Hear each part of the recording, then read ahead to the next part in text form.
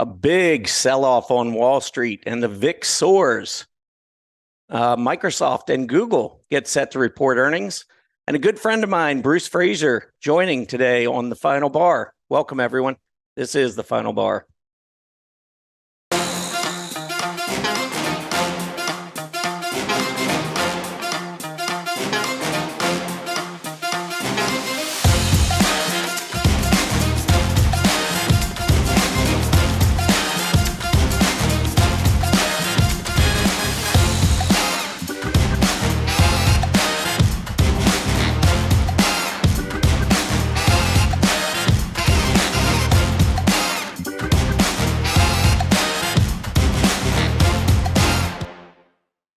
Welcome back, everyone. I'm Tom Bowley, Chief Market Strategist at earningsbeats.com. It is such a pleasure to be here. I am guest hosting today for Dave Keller. Dave has traveled to the East Coast today. He is actually over the weekend, I suppose, but he is at the CMT Symposium this week in New York City, joining colleagues from all over the world. I'm sure he's going to have all the answers for us when he gets back. But in the meantime, for the next couple of days, I'll be here. I'll be your host. Looking forward to it. I know, most of the broadcast coming from the West Coast out near the Seattle, Washington area. I'm actually on the East Coast. I'm closer to the Charlotte, North Carolina area, actually just a little bit south of that. Beautiful area of the country, beautiful weather. Maybe not quite so much today, but overall, generally pretty good weather. But I don't want to take too much time talking about the weather because we had a crazy day today on Wall Street. Selling really picked up for the first time maybe in the last 5 weeks. I don't know that I've seen a day that looks like this in terms of distribution. We saw selling at the opening bell and it continued all day long. So let's take a look and go through this market recap. This was a big day. I'm going to start off first. Actually, let's go through that summary page here and just show you all the red here. The only thing green you're going to see is the VIX. Volatility index did pick up, moved up 15% today. Jumped back up above the 19 level, still nowhere near the levels that we've seen in the past, but this was a big change of character on the VIX chart. The Dow Jones Industrial Average finished down 344 points, S&P down 65, NASDAQ down 238. That was one of your big losers on the day as the NASDAQ fell almost 2 percentage points on the day. Small caps, mid caps both hit pretty hard as well. Small caps down about 2.6%. Mid caps down about 1.9%. So overall, just a really bleak kind of day on Wall Street. We did have violation of a couple of key support levels, couple key moving averages. I'm going to talk about those in just a minute. First, again, going to my chart list, just a quick, let's get this updated, make sure we got the latest here. You can see 1% down on the Dow, all the way down to 2.6% on the small cap. So that shows us, it tells us that the Dow and the S&P had a little bit less selling, but it still was not a very pretty day. Mid caps, small caps took the brunt of the selling. Then we shift over to the sectors, the major sectors. I want to make sure I get the update here. And all 11 sectors down for the day. And if we put it in percentage change order, the best performing group was utilities. And I want you to notice, and this isn't anything completely unusual, but we did have the 4 defensive groups leading the action today in terms of relative strength.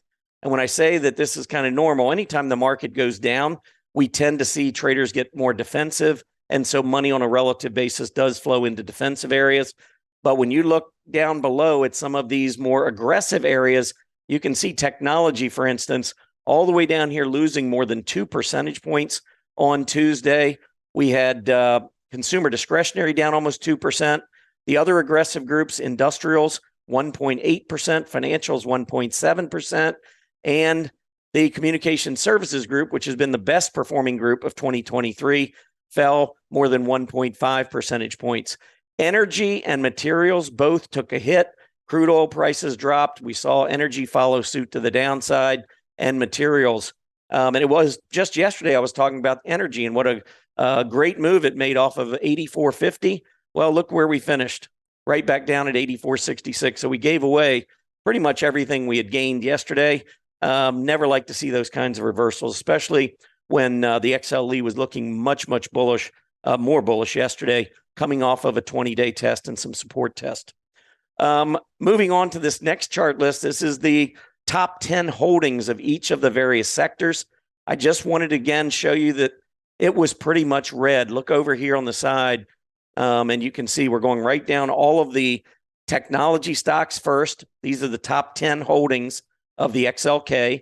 Then we go to the next 10, which are the top 10 holdings of consumer discretionary, and right on down the line. But look at all the red today. There was red just about everywhere.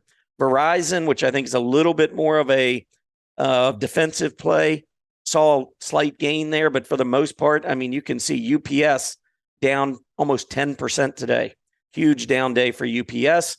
And really, we don't start seeing much green, until when? We get down to healthcare. So now when we move into the defensive groups, you can see ABBV finished up. Johnson & Johnson was up. Really not a lot. We get down to consumer staples. Pepsi had a pretty nice reaction. I believe that was earnings. Stock finished up 2%. But again, not much green. A little bit in the real estate area. And then you turn to energy. Remember yesterday, everything I showed you was green, all the top 10 holdings of the XLE. Well, now all red. And the only material stock that actually was able to make up ground was NEM, which gained less than 1%. So it was just a brutal day across the board. No question about it. I want to go through some charts that I think are important and charts that I was watching today. First off, the SPDR, which tracks the S&P 500. It was 1 week ago today that we told our members at Earnings Beats we were up against resistance. Max pain for the SPY heading into option expiration Friday was all the way down at 399, and we were up at 415, 414. So we said the directional likelihood based on max pain, based on option expiration week, was to the downside. And you can see we've been selling since that day. But today I circled the breakdown below that 20-day moving average because we hadn't seen that since probably about a month ago on the SPDR. So at least initial damage being inflicted on the SPDR. The next chart, the QQQ, this one was sitting up just around the 320 level last Tuesday. Max pain, according to our calculation on the QQQ, was 306.60. Look at this move today, all the way down to 310, 309.99. This violated a number of key support levels that I was watching. I want to show you, this is a 3-month chart of the QQQ. This was the top. We saw a close at 311.24. Here was an open that we saw at 311.60. So when we broke out at the end of March, we left that prior resistance behind as support. We also had this gap support right here at 310.80. I believe it was. Yeah, 310.80. And today's move down not only opened below the 20-day and closed below the 20-day, but it also closed below each of these three support levels. So that tells me we're probably going to see a little bit more selling. I'm not bearish, but at the same time, anytime you get a breakdown below a 20-day moving average, you at least have to take notice, and we'll see, how much further this goes. If I go back to the QQQ chart here, and you connect these lows, you do have a trend line that comes in around 304, 305. I think this price support level, the initial one, has been violated. And then we've got the 50-day moving average coming up, that trend line, and then maybe this breakout back here. But literally that 300 to 305 area on the QQQ, I believe, is a very important area in the short term, or maybe even intermediate term. So that's a level that I'd be watching pretty closely to the downside there. Volatility, I mentioned, it was soaring. Let me make sure I got nope, that's not the end of the day. Let's get the end of the day here. So at the end of the day, you can see we actually finished at 1890. So we did pull back some. We put a high up in here right around this 20 level. And based on what I'm seeing on the chart here, this is a key area of resistance along with that 50-day moving average right at about $20 to 20, or excuse me, 20 to 20 and a quarter. We got up as high today as 1986 before pulling back and finishing just a little bit lower. That move back was a little significant because we did finish on the lows today. So I would have thought the VIX would have finished on the highs, but it did back off just a little bit before the market closed. One other chart that I think is really important I want to show you. this is something that I've been tracking. If you look at the S&P 500, one thing I like to follow is the QQQ versus the spider, just the relative strength. And you can see that that relative strength has been weakening here for the better part of a month. However, I think a lot of it was based on gaps. We were seeing a lot of gap downs where the Qs were underperforming by a significant margin. But during the trading day, I actually have created a user-defined index looking at the spider versus the Q, and we are seeing this big move back to the upside here. And I think that it bodes well for the market longer term. I think we're probably looking at the potential for another breakout down the road. So I'm not ready to give up on the market because of one day down, but I think it is worth noting. All right, that is the market recap for today. I am going to take a quick break. Let's go to a commercial break. And when we get back, we will talk a little bit to our guest, Bruce Fraser. We'll be back in just a minute. Okay, welcome back, everybody. It was kind of a crazy day. I went through that recap really quickly. There's a lot I could have probably spent, I don't know, maybe 20, 30, 40 minutes on the market recap. But we do have a great guest that I want to get to. But let's first go to a couple of announcements before we get going. So I want to just mention that first, I'd like to encourage you to send in your questions so they can be answered live on air. Our email is thefinalbar@stockcharts.com. You can tweet us at finalbarsctv, or you can put a comment below if you're watching our YouTube channel. Make sure you like the video as well. Also, I'd like to share the guests that I'll be interviewing the rest of this week in the upcoming schedule. On Wednesday, April 26th, I'll be talking with Arthur Hill, who is a CMT, and one, I guess, that didn't make the trip with Dave Keller out to New York City.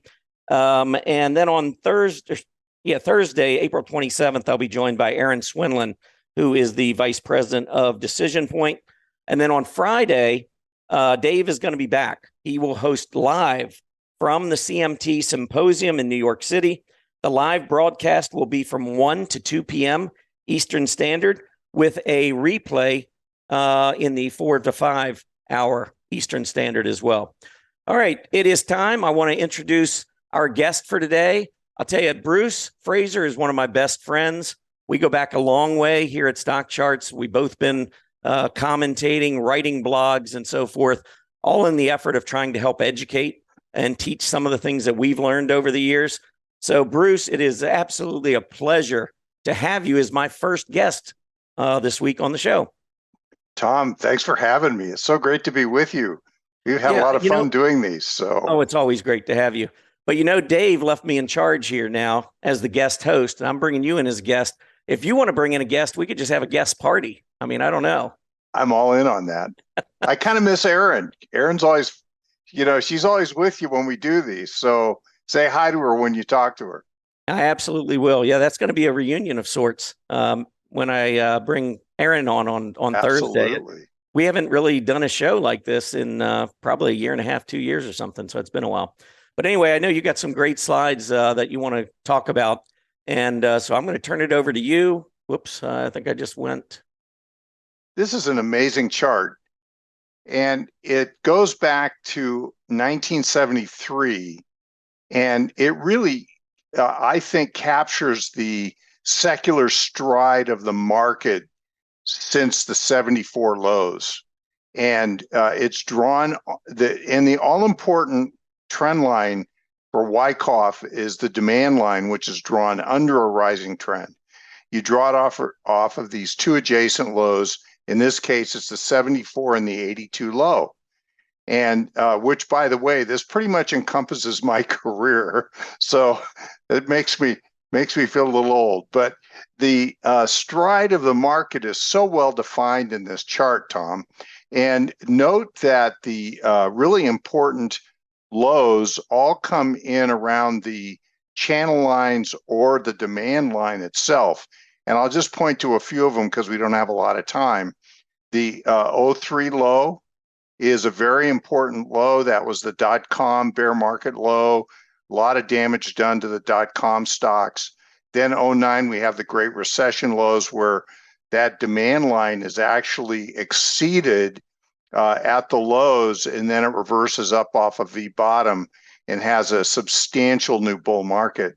And then the 2020 lows, which is the COVID low, which also takes out that demand line. Now, each one of these key lows in this upward stride, which is a remarkable 50-year advance, is the fact that each one of these lows is really defined by economic and financial stress. And so we can see that in '09, well, all of them. And '82 was a terrible economic recession. '09, as we all know, the Great Recession, very bad period. 2020 COVID, and so on. And the Fed became accommodative in each one of these cases. So we can see here that now we are, after going through the demand line in 22, we're now rallied back up to it, and we're just hovering at that level. Now, I think this is a very important moment, sort of an existential moment for the market, because a continuation of the decline taking us below this demand line, I think may very well put the entire secular stride of this, multi-decade bull market at risk.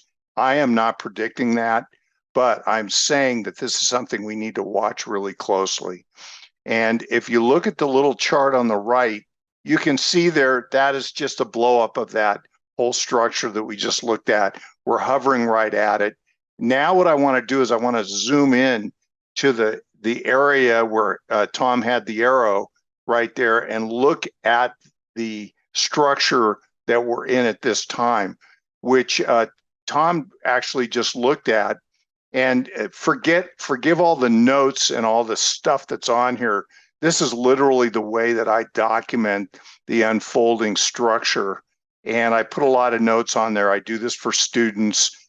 Screen capture this, read the notes, look at the trend lines. I don't have time to get into all of that today. But here I just want to make the point that we are in something that may look like an accumulation structure, which is that lower left schematic that we see there as a possible scenario for this. And here we are after a key March low, rallying up to the area of resistance. And this resistance area, which I define as that yellow shaded area, is exceptionally important. There's a lot of supply over the market here, and we want to know in accumulation if this supply has been absorbed. If that's truly the case, then this market should not spend much time pulling back here and should be able to rally right up to that 4350 area and above.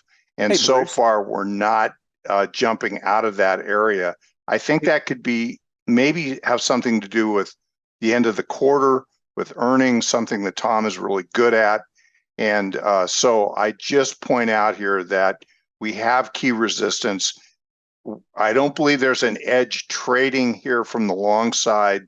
I think we either need a pullback, which would be above, that would culminate above the March lows, or better yet, a good sign of strength rally that can get up into that yellow shaded area and then pause. I think that would be the best of all scenarios to say that this market wants to go higher, which I think is very likely to happen. All right. So, I mean, I see it, and I've actually been talking about this kind of being a bottoming structure as well. And I think I've been a little bit more bullish, maybe just saying that, I think we're going higher, just making that call. But while we're in this consolidation, we've been in this for a long time. How have you traded it? Or what do you try to do while you're in the middle of this? Just wait it out? Or do you actually find pockets of time to trade? Well, individual stocks there's been a number of really great individual stocks to trade, stocks that have leadership characteristics and so on. The other thing is, if you're just trading from the market's perspective, that green shaded area down there, you can see that the indicator at the bottom is stocks above their 50-day moving average. Note the green, what I call green shoots, was just really a positive divergence there. This was a very important place for us to trade this market. Also, the March lows had diverging characteristics in it. I put a green arrow there. That was an excellent place to swing trade this market from, just trading off the S&P. And so other areas too. So I'm actually a bull and think that there's a lot of really interesting stock ideas to trade from. I'm just saying right here at resistance, I don't think there's much of an edge from the perspective of the market. I like to look for those areas where we become somewhat oversold. End of the year, October low, March low. Those are great places, and you can see those well defined in breadth oscillators and in point and figure counts. So the NDX, I think, is actually, and I love your relative strength analysis that you just did, which is NDX or triple Qs to S&P. I love that analysis. Notice that the NDX has been stronger off the December, January lows, where I think there was a lot of window dressing and portfolio selling at the end of the year. And this is one of the areas where we've seen a lot of really good things to do, is in the growth, mega cap growth area. And there are, a number of really, really good stocks have traded nicely here. This index is stronger than the S&P is at this time, and has actually been able to get above the May 2022 high. And look at how it's stalled here. I would not want to see this pull back much, as we saw today, the weakness. As a matter of fact, sometimes the final act of a consolidation, like we've seen in the month of April, is to have a couple of days of weakness before the uptrend can resume. So we are into resistance, and I would like to see this in very short order start to rally up into that yellow shaded area and continue. So I do think this has the potential to be an important accumulation structure. But again, here we're at the top of an accumulation, and so I think the risks are a little greater here from just a tactical perspective. Okay. Well, listen, this has been very interesting. I wish we had more time, to really go in depth on this. But I like those yellow shaded areas. And I've always thought of myself as a little bit of a Wyckofian to some degree. We've had this discussion before. I really like to see the accumulation distribution, and I like the way you approach this. But this is great information. Obviously, we'll kind of watch what's going on with the market. We had a rough day today, and see if there's any follow through to the downside there. But we really appreciate you taking the time, Bruce, and coming on here and joining us and sharing your information with us. Tom, always a blast to be with you. It's great to talk markets with you. All right. Have a great one, my friend. Take care. Thank you, Tom. Thanks. All right. There he goes, Bruce Fraser. I tell you what, I've been following Bruce's work for a long time. I'm always amazed to see the type of analysis that he does. It's very thorough. And I think it just lends itself visually much better than a lot of other methods that I've seen. I like to see that, because I do think bottoms are more structural. And, we're not just talking about, going down at, one point and then all of a sudden, you rebound and you're just done. A lot of bottoms do take some time to form, and you go through these initial distribution phase, and then you rally back, you go through an accumulation phase before you actually find confirmation down the road that supports all the work that you did for 9 months, 12 months. So again, I want to thank Bruce a lot for that. All right, it is time now to move into the 3 you must see, and always enjoy these. I do these on my own show, but I want to start off first with Microsoft. And the reason I want to start with Microsoft is, before we look at the chart, I want to pull up and see what it's doing after hours. It is up $11. This was a chart that I really liked going into earnings. So we're at least going to get a boost from Microsoft. The one I didn't like as much going into earnings, and before I get into that one, let me just show you Microsoft here and why I liked it. I like to look at relative strength going into earnings. So we had a stock that was uptrending We had the AD line going up, and then we also had its peer group going up and relative strength. So Microsoft over the last 3 or 4 months has been leading a very strong group. And so you want to see your leaders come through and report solid results and hopefully react to the positive side. And that's what we're seeing here with Microsoft. Now, the second one I wanted to look at was Google. So let's pull up Google and see where we are in after hours, getting a lift from Google as well. Now, I was not as confident about Google going in, and I will show you this chart so you can hopefully see why. So the AD line looked good. I mean, the action wasn't bad. We were trying to get through the February high, but internet stocks went through the February high as a group. And look at Google relative to internet. Over the past 6 months, it's been going down, down, down. So I think it's good news that we're seeing one of the laggards in the internet space, Google, actually having a pretty strong reaction to its earnings report. We'll see whether or not that lasts. It is still early after earnings have been reported. Of course, we have tomorrow. We'll see what happens tomorrow with the sell-off in the market today. But so far, so good. Last chart I have for you today to wrap up the show is the CSX Corp chart. This is a company that beat top line, beat bottom line, gapped up. Today, came back down. Actually, let me give you that final because that's not the final close. There we are. I think 3080 was right around, or maybe 3070s was right at gap support. We went up and then we pulled back down, hit that gap support. I would be looking for a push back to the upside. This is one of the reasons why I personally love earnings season, because the opportunities are everywhere. Once we get gaps, we get tests of gaps, or we get gaps and just keep moving higher. But this is a great chart, I think, to end the program on. So with that, I want to thank everybody for tuning in. It is a pleasure to be with you here on the Final Bar. Dave will be back on Friday. Until then, you've got me, a couple of great guests coming up, Arthur Hill and Aaron Swinland the next 2 days. And really looking forward to joining you. Let's see what happens to the market tomorrow after the sell-off today. Have a great day, everybody. Happy trading.